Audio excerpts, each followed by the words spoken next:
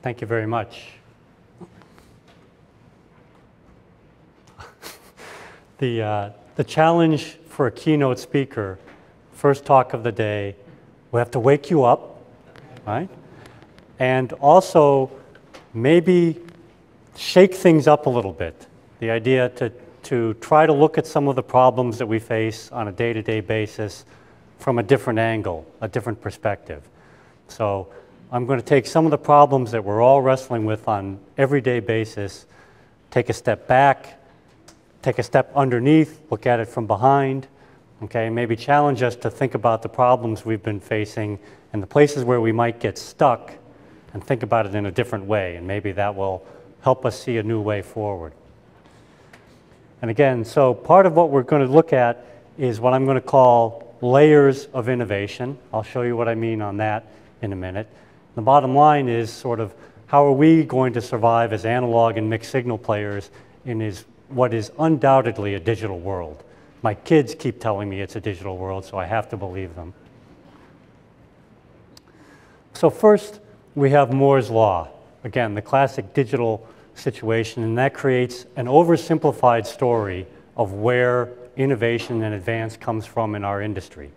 And according to this oversimplified story, there's a steady advance in semiconductor lithography. The transistors get smaller, and that has allowed us to drive exponentially greater circuit density, lower cost, lower power, higher speeds, higher levels of integration, and that has driven everything for the last 50 years.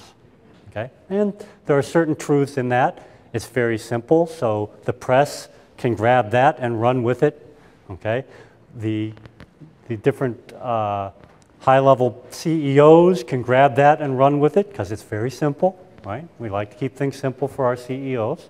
So the reality, if we really go back and look at this, is that there are actually evolutionary and revolutionary innovations across many dimensions. And innovation in our industry has been a combination of push, pull, bounce, stumble, and a number of things that have taken us forward. Backward occasionally, but mostly forwards over these last 50 years. So I want to take a look at that, offer you some different models of looking at that, and maybe think a little bit about, okay, what does that mean for the next 10 years? So the way I want to propose thinking about this is think about the layers of innovation in our industry. So again, from Moore's law, we talk about the innovation and the advances that take place in the wafer fabrication area and the device area. But in fact, we also know we have innovations that happen at the circuit level, at the architecture level, at the signal chain level, and at the application level. And in fact, many of us know that each of these has its own set of engineering disciplines, its own set of expertises, okay? In some highly vertically integrated companies, a single company will try and capture all levels. In other cases, companies specialize in one level or the other and outsource, okay? So that becomes part of the innovation dance in our industry. Now, Thomas Edison once said, necessity is the mother of invention. So we know that one of the big forces for innovation in our industry is that somebody needs something, okay? There is a problem, there is a commercial requirement, there is a need in the industry.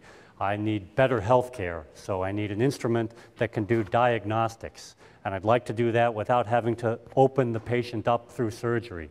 So I'd like medical ultrasound and ways of doing diagnostics, or MRI, or CT. And in that case, an application requirement, a problem to be solved, ripples through to create technology drive, sort of from the tops down. I'll call that an application pull. All right. Another way we see innovation happening in our industry, though, is technology or capability push. This is Moore's law, or the other idea of saying, if the memory companies can put a terabyte of memory in something this size, what could we do with that? What fundamentally new applications? The idea of an MP3 player, because I can put my entire music library that used to take shelves and shelves of records onto something this big, drives fundamentally new application. So again, at the highest level, we see the application pull, but we also know that advances down here can create innovation push. We get fundamentally new capabilities. People come up with creative ideas, creative ways of using those fundamentally new capabilities. That creates new markets, that creates new opportunities for growth. One way to think about signal processing, and again, much of what we're really doing in semiconductors is enabling signal processing. Okay? And the way I look at signal processing, if we think about things over history, there's really evolution of signal processing. Okay? Things move from, a phenomenon moves from being unobserved to being sensed and observed, to being measured, to being analyzed, and ultimately we look to control that phenomenon. Let's consider one example of phenomenon, rapid deceleration in a car. Okay? Initially, we didn't have cars, so it wasn't a problem, unobserved phenomenon. Later, we would observe rapid deceleration in a car when our head hit the windshield. Ah, I think I have experienced rapid deceleration. All right? Through innovation, we may come up with, say, new sensor technology, say a accelerometer. And that accelerometer could actually measure that rapid deceleration, perhaps deploy an airbag or something in time before our head hit the car. We start to analyze that rapid deceleration and get more and more sophisticated with our signal processing.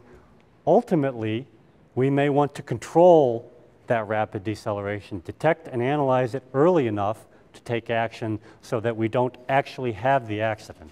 We move from collision detection to collision avoidance, as an example. All right? In a similar way, we can talk about the evolution of the signal processing solution. Okay? In many cases, again, if we take that accelerometer example, the initial solutions are mechanical.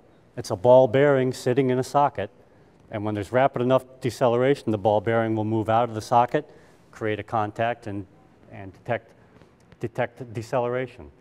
Then we'll typically move to an electrical analog solution, then move to a solid-state analog solution, shifting to a solid-state digital solution, and again, ultimately, when our processing power gets powerful enough, it all shifts to software. Okay? So if the digital guys say they beat the analog guys will remind the digital guys that sooner or later it's all going to be software anyways. So what does that mean for our industry? Oh. This mic? Oh, okay. Ah, all right. I'm going to talk into this microphone. Two different systems. Good. All right. Part of what we see is, given that there's innovation at each and every one of these layers, it actually creates an expanding universe of signal processing and opportunity for us.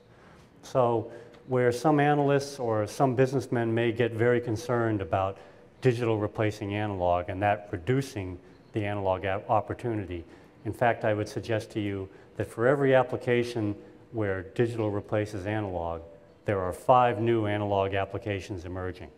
All right? So really the pie is getting bigger, the universe is expanding for us. So we don't want to waste a lot of effort worrying about those analog things that we're losing to digital. We should embrace that and look for the new things that are constantly coming in. And again, that expansion is happening at every layer. Okay? The applications layer, the architecture layers, the circuit layers, the wafer fab layers. So this is very important as we try to attract students into our industry. The notion that, oh, Moore's law is running out of steam and the semiconductor industry is done with this explosive growth that it's experienced over the last 50 years. And I really don't believe that. When we start to think at all of these layers and all the things that are going on, I still believe that we have rapid expansion in our future.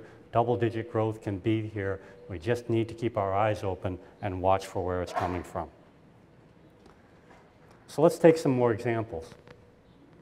Again, we used that example before of new sensor technologies where a breakthrough in the wafer fabrication or device area kicks back up into the application layer Okay? And that application layer then requires a series of innovations from the signal chain architecture and circuit level. So examples of new sensors that we've sort of seen emerging over the last 10 years, accelerometers, semiconductor gyros, gas sensors, optical detectors, and things like that. So we've got innovation here at the wafer fab or device layer, the process and device layer. The applications folks say, wow, I've now got a new low-cost gyro. How can I use that? I've got a new low-cost accelerometer. When Analog Devices was working on our semiconductor accelerometers, initially, some obvious applications like airbag sensors, it didn't occur to us that, gee, what people would really want to use an accelerometer for is to put it in their cell phone so that they could rotate the screen, okay, and use things that way. Some of these new technologies get creative use in the application, but if I say, okay, I'm going to take that accelerometer and use it to rotate the screen, that creates a new signal chain requirement that requires new architectures and new circuits, okay? So something that started here, kicked up to this layer, and then has to ripple back down through the layers to create an overall solution. We talked a little bit about this evolution of signal processing.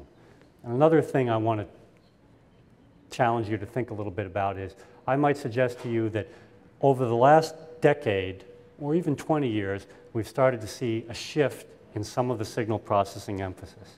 And I'll use a communications example, but I think it's universal. For the first 150 years of signal processing, one of the primary challenges that we were working with over and over again was to extract the signal from the background noise. We would start with a signal. The signal would be attenuated, say a telegraph signal, as we push it down a wire.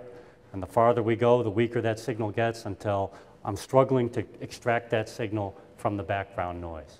Transatlantic or transpacific telegraph cables, a classic example of the constant fight in signal processing and innovation to extract the signal from the noise.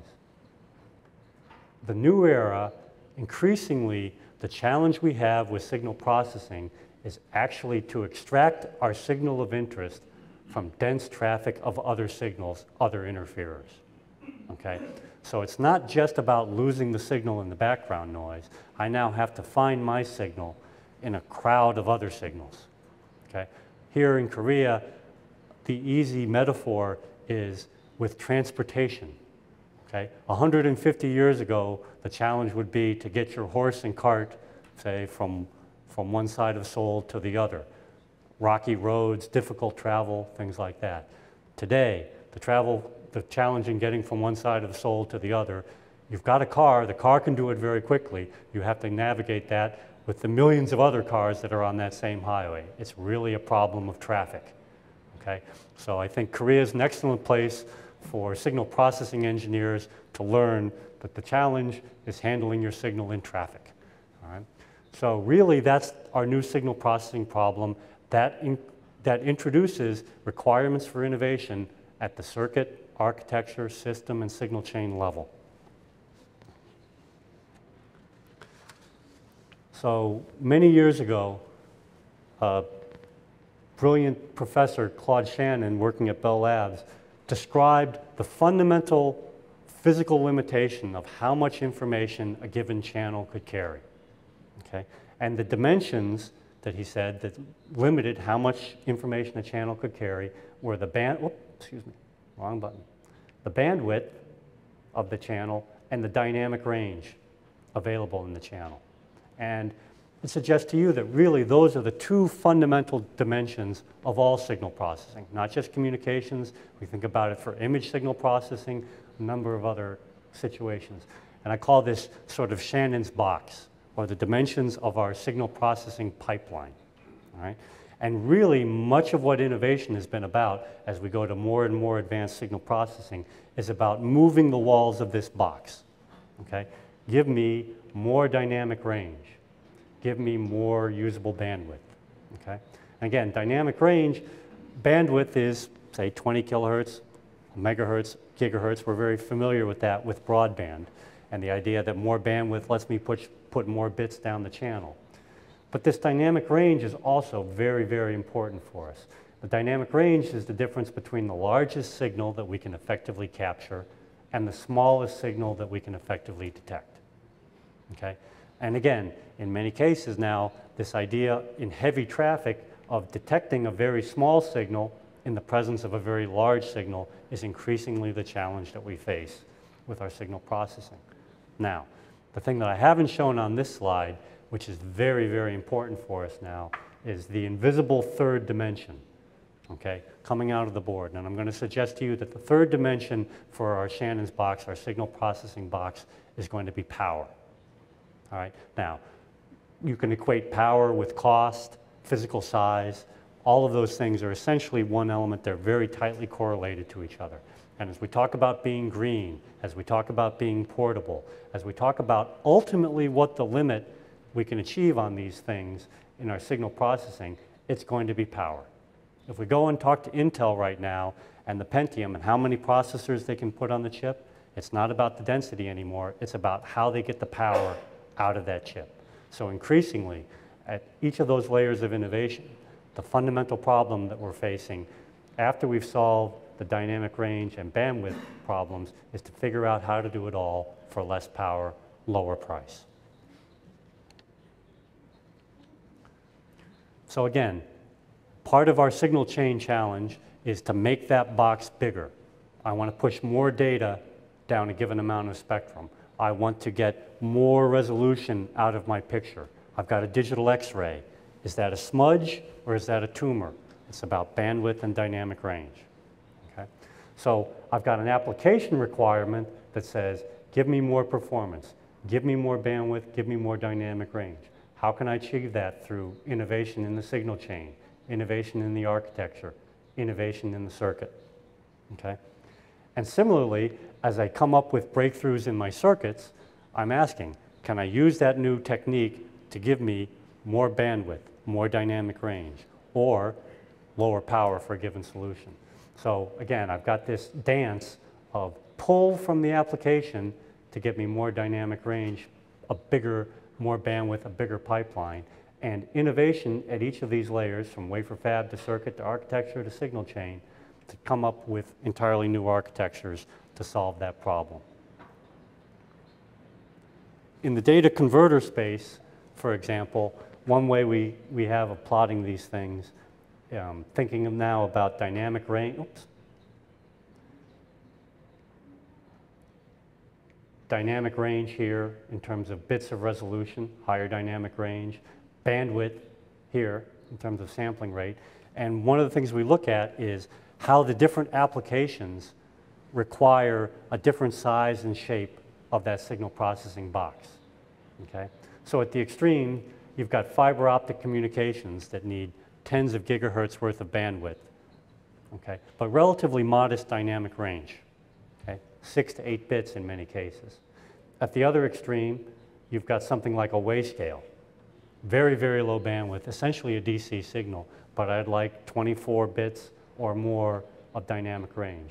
You know, 1 part in 10 million, the resolution that I'm trying to get to sense very, very small differences. Okay? We talked a little bit about digital X-ray as an example. And again, the more bandwidth and more dynamic range I get as I push out here, the faster I can produce an image, okay? And the more resolution I can get in that image to actually detect smaller and smaller problems. All right? So really, a lot of what our industry is about is taking this frontier here and pushing it out over time. Okay? And of course, there are multiple frontiers that we think about. There's what I call the lunatic fringe, or very high performance frontier. Okay? In some cases, these customers will pay thousands of dollars per part. Okay? Don't buy very many of them, but they'll pay whatever it takes to get an extra 6 dB of dynamic range, or an extra factor of 2 in bandwidth. And then as we bring these things into the mainstream, we start working them down the cost and power curve until eventually we get something that's the more modest performance, and essentially I can provide that functionality to you for free. It's a pad driver on a much larger chip. Okay? And so part of what we're doing with our innovation in this industry is pushing all of these things like ripples in a pond, pushing out over time. And part of what we're struggling with, again, at each of those layers of innovation, to push these things out. Within data converters, one of the ways we push those things out is we use different architectures for the data converters. So at very high speeds and low resolutions, flash converters are very popular. Okay? They grow exponentially with dynamic range. So it's a very expensive way to provide a lot of dynamic range, but it's a very effective way to provide a great deal of speed. And so 6 and 8-bit flash converters are used in every hard disk drive and many telecommunications channels to basically recover the bit stream coming out of those things. At the other extreme, the sigma delta architectures can be very, very effective at providing very high resolution at more modest bandwidths. Okay? Successive approximation sits here, pipeline sits here. But again, what you see is new architectures emerge. Things like continuous time sigma delta has emerged from discrete time sigma delta to provide innovation. And each of these boxes actually is expanding through circuit and other techniques of innovation to cover more spaces. There are things that formerly only could be done in flash converters that now pipeline converters can handle. Successive approximation is a much more power efficient way of doing data conversion, and they keep pushing that to higher and higher speeds. Okay? So again, at that architecture level, new architectures appear. At the circuit layer of innovation, new circuit innovation takes place to allow these architectural boxes to expand. We can do more things with a given architecture than we could 5 years ago. So with that layers model and thinking about how the layers start to interact with each other and what's really driving some of the innovation in our industry, let's reflect on some of the trends that take us forward. One of the most important things for our industry is it gets cheaper over time. Okay? For a given amount of function, if I wait long enough, the cost will keep coming down. Okay? That's a great thing. It's helped drive the innovation. We all know that in the consumer electronics. Okay? Each of us in the room has a different price threshold. Some people pay a high premium to get that new 3D TV technology this year. Some of us will wait 3 years until it comes down a certain point in the price curve. Some of us will wait 10 years. Okay? But one of the things that we also see in our industry that while analog gets cheaper over time, digital gets cheaper faster. Okay? And again, this is one of those things that kind of comes out of Moore's law. One rule of thumb that we often have at Analog Devices, if you think about when there's a given lithography shrink, the digital circuitry typically scales with lithography squared. Okay? And analog circuitry, depending on which particular areas you're working on, scales a little bit more linearly with lithography. So some of it's lithography to the 1.5 power, some of it's lithography to the 0.5 power. Certain things like inductors simply don't scale. Okay? So you've got particular problems. So one of the challenges then we see that based on purely economic considerations, that a given function that in 1 year is cheaper to implement in analog than in digital, 5, 6, 7 years later, the tables may have turned and it will be cheaper to implement in digital than in analog, just by virtue of those scalings and those economic factors. Okay? So this leads to the world going digital. Okay? And my kids several years ago coming back from school and asking, "Dad, why do you work for Analog Devices when the whole world is going digital?" All right.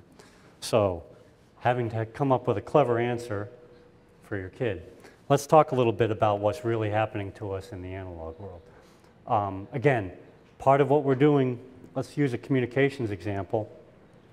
We start with a signal coming in from the antenna, and we apply gain, filtering, frequency translation, some more gain, some more filtering, some more frequency translation, some more gain, some more filtering, and finally we will put the A to D converter back here and take the signal into the digital domain.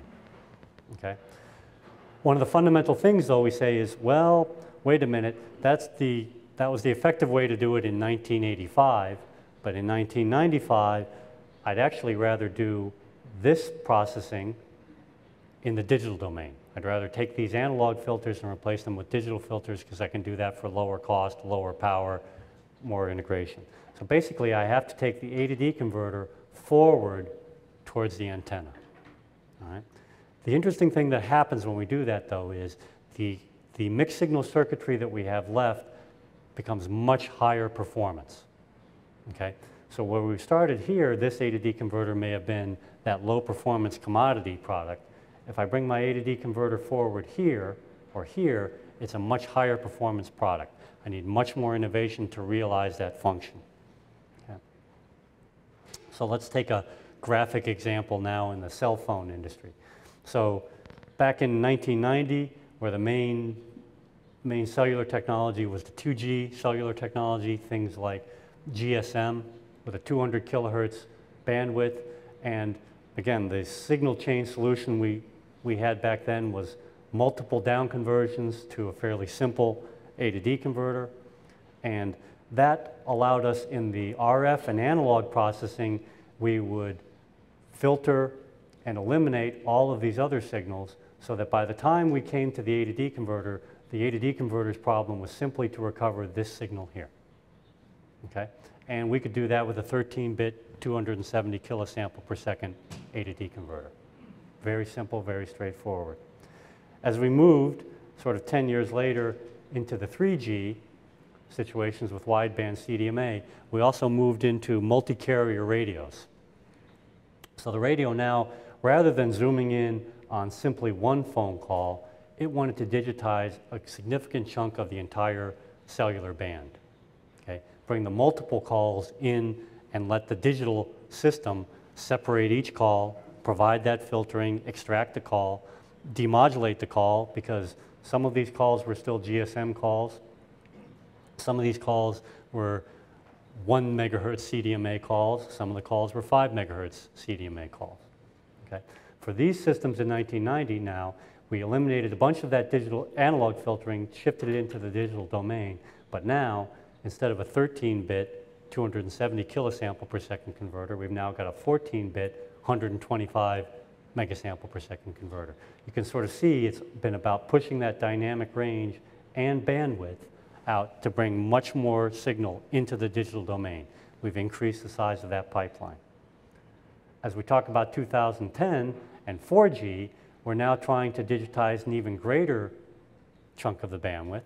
And significantly now, we're now trying to simplify the analog filtering, so we may have some signals that aren't in the cellular band of interest. They're actually in one of the neighboring bands. Okay? And as we run out of bandwidth in our typical cellular bands, we are bringing in new spectrum. And that new spectrum may be sitting, say, at 700 megahertz, where it used to be a TV station. But now that we've taken TV digital, we free up some of the UHF bands.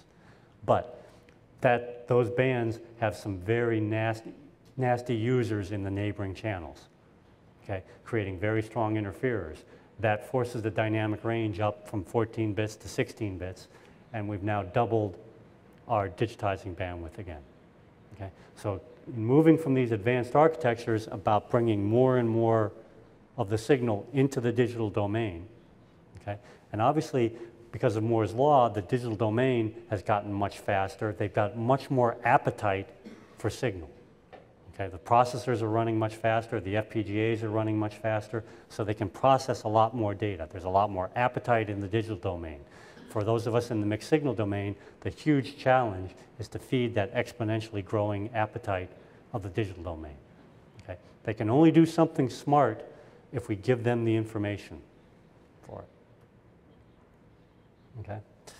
Let's talk about sort of another example of analog being dead and replaced by digital. Okay?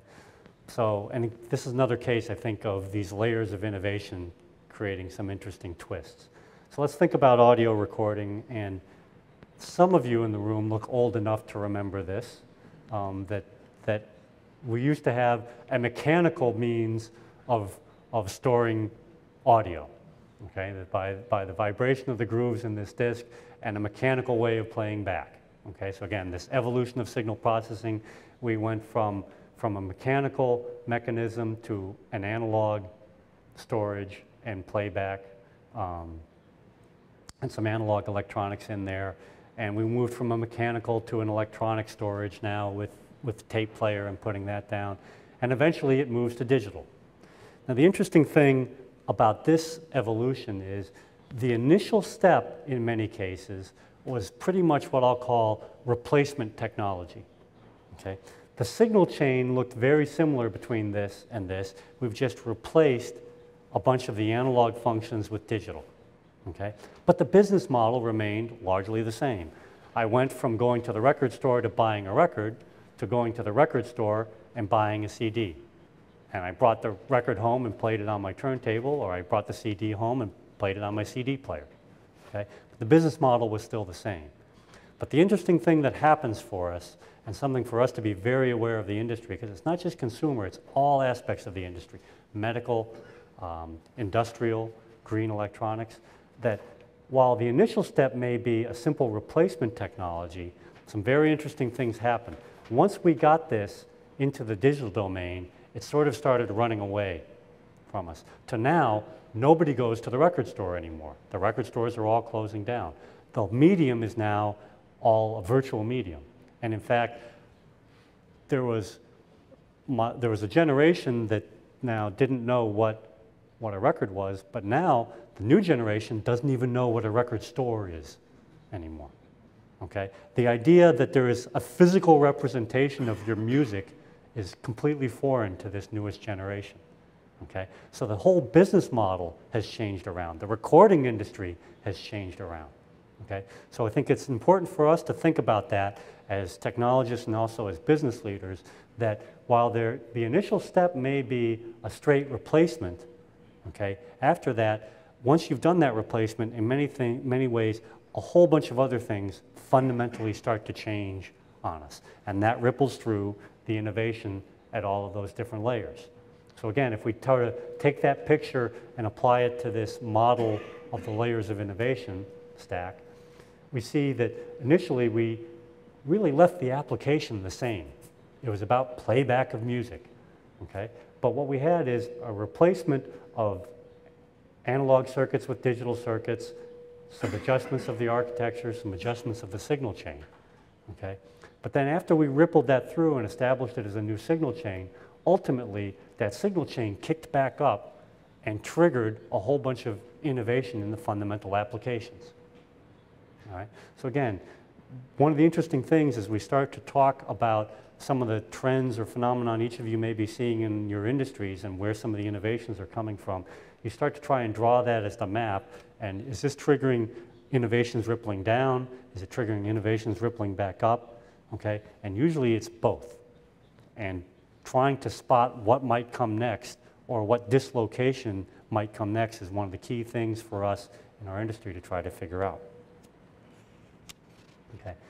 The other interesting twist of that, though, is when the dust all settles, there's actually far more analog electronics in the digital world than there was in the analog world. Okay? When we look at a TV set and the old analog TV and a big cathode ray tube, and I talk about the total opportunity that analog devices had for analog semiconductor in that old TV set, it was actually relatively modest. Okay? When you go into a digital TV set, the opportunity for analog and mixed signal electronics in that is enormous. Okay? Automobiles, same thing. The old analog automobile, very little actual solid-state analog circuits in there. The highly sophisticated digital automobile, huge mixed signal opportunity for us. Okay? So I've been able to convince my kids, part of that, I will be able to afford to send them to college. Okay? It's not all going bad on us, even though the world is going digital. And part of that is because of this phenomenon, that really, even though we've got some of these ripples where the digital is replaced in analog, there's a kickback up here that creates this exponential expansion in the opportunity, all of these fundamentally new applications, okay? All these MP3 players running around that need audio, all right? It's not just a stereo speaker driver anymore, all right? There's tremendous opportunity for us there. All right, let's kind of come back to our friend Moore's Law. One of these things that the digital guys delivered on us. And as we said, Moore's Law, we do have to give it credit that that fundamental advance in lithography, okay, that's provided this tremendous boost in efficiency really has driven a tremendous growth in our industry and really fed a lot of important things. Of course, for analog, it's much more than just this lithography dimension. And I think even the Semiconductor Industry Association and the ITRS have kind of more explicitly recognized that since 2005 and talked about all of this dimension here on the more than more. Okay? And in fact, for many of us, for many applications, they won't actually continue marching all the way down here. Okay? Because the economics of these 12 and 16-inch wafers, if you're trying to do a little RF circuit, one wafer is a lifetime supply. Okay? So it may not, you may never recoup the cost of the $10 million mask set on a modest sized mixed signal circuit. So all these other dimensions of innovation have become very, very important to us.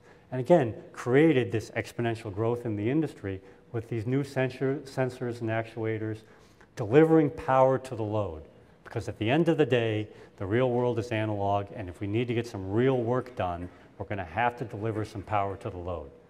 Okay? It can take higher voltage, take higher power, and some good talks today that push into that and what's going on there. So one of the things that we see is that Moore's Law in the digital world sort of provided this free ride, okay?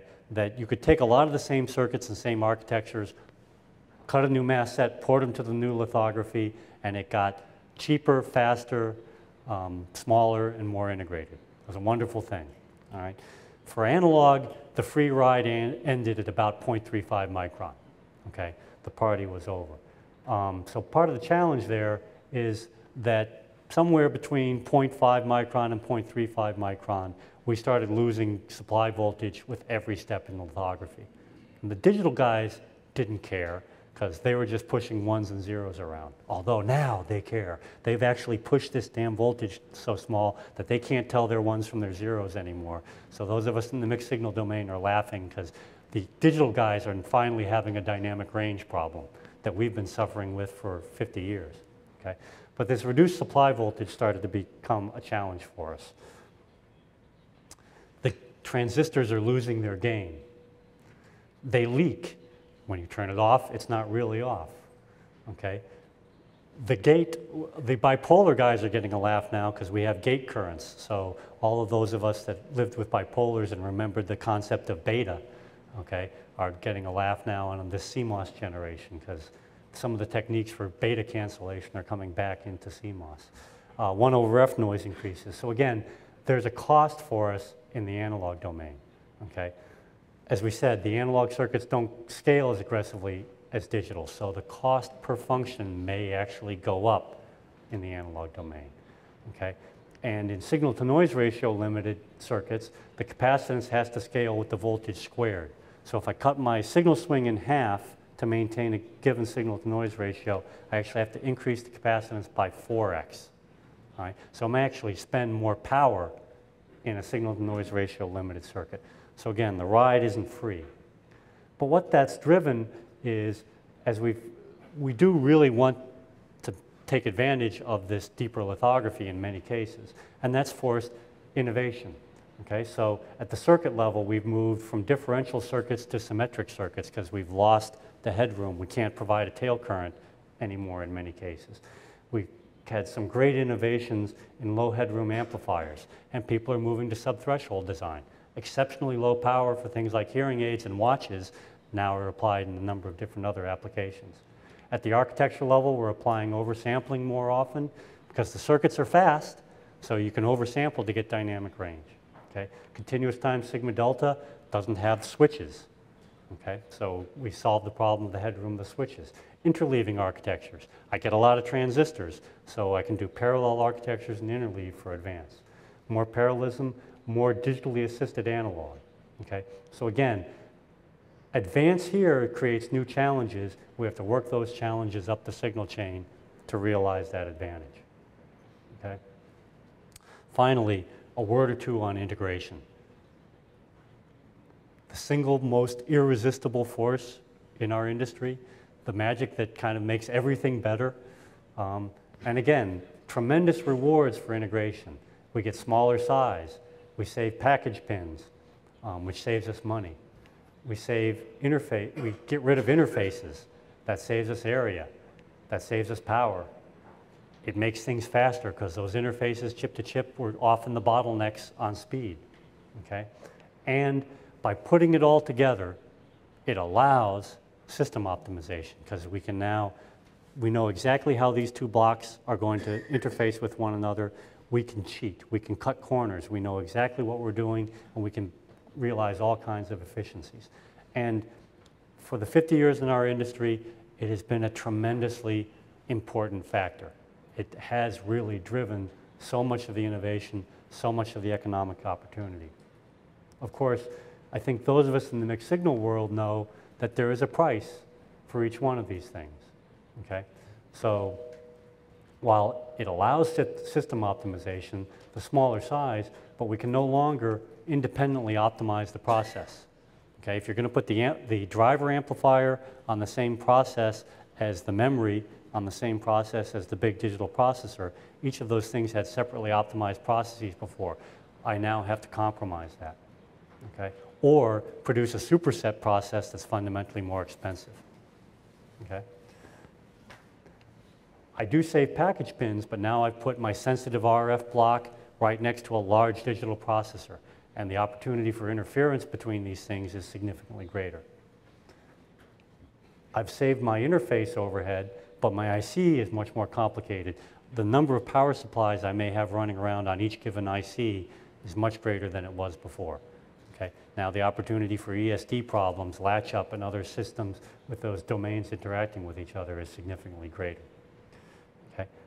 I've saved power, but the increase of IC complexity has a schedule impact, okay, and a risk impact. Before, when I've got 10 different chips, they can each be on independent schedules, they can each be on independent iteration patterns. I now put those 10 chips onto one. All the schedules now are locked together. All the iteration sequences are now locked together, okay? The management challenge for that is huge, and the CAD industry has made a lot of money trying to help us struggle with these kinds of problems, okay? This system optimization, now that I have system on a chip, I have tremendous complexity in terms of verifying that my system will actually work, okay? And as we know, we also encounter power density issues. Fundamentally, it can all be put together in a very, very small size. But now how do I get that 3 watts or that 10 watts or that 30 watts out of a package that's that size, okay? That's driven us to take a more thoughtful approach on how we integrate these things. DRAM, power amps. So for a lot of times, we've always kind of known that really the optimum solution probably isn't a single chip. We're going to go from 30 chips to 10 chips to 5 chips to 3 chips, but somewhere in around there is going to be the optimum point. And sort of figuring that out is going to be one of the great sources of innovation and separate the winners from the losers in many cases in the next 20 years. So which things do we look at for optimum integration? We're looking heavily, again, at each of these different layers. The process technologies, which functions can we realize on which technology? Circuit innovation and architecture innovation allows us to realize some of those functions that before took a special technology. Maybe we can do it on one of the standard technologies. Interfaces and moving the data, whether in analog or digital form, across those interfaces is huge. There's going to be a talk on that later today, really focusing on that as a special problem. The package and board technology. Again, innovation in these areas, very important source of breakthroughs for us, allowing things to be possible. As was discussed, it's all about being green. That third dimension, power, so important. What voltages do you need? What currents are you going to dissipate? If we reduce that, that's actually enabling us to do things at greater levels of integration. Better tools that allow us to mitigate the risk and time to market, okay? And we're going to pay a lot of attention to the market dynamics, okay?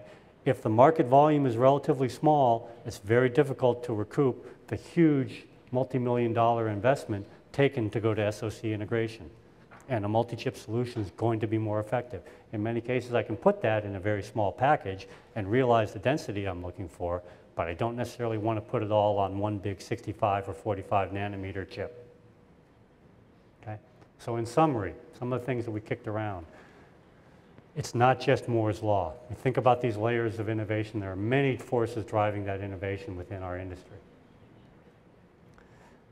These layers are interconnected, okay? So you can independently innovate in those layers, but in many cases, the huge breakthroughs come from the dance between the layers, okay? And there are many people in our industry, companies that have gotten very rich by exploiting that interconnection between the layers, or recognizing how one thing enables something else at one of the other layers, okay? As the signal chains go digital, the mixed signal functions become more challenging, and in fact, there can be more of them. So very little threat for us in the mixed signal world that the world is going digital. That actually represents a huge opportunity for us. Okay? And while Moore's Law and integration remain very important drivers in our industry, SoC integration is not the right answer to all problems. And again, many people in this room and in this industry will make a lot of money by being smarter than their competitors about what the right level of integration and optimization is. Thanks very much.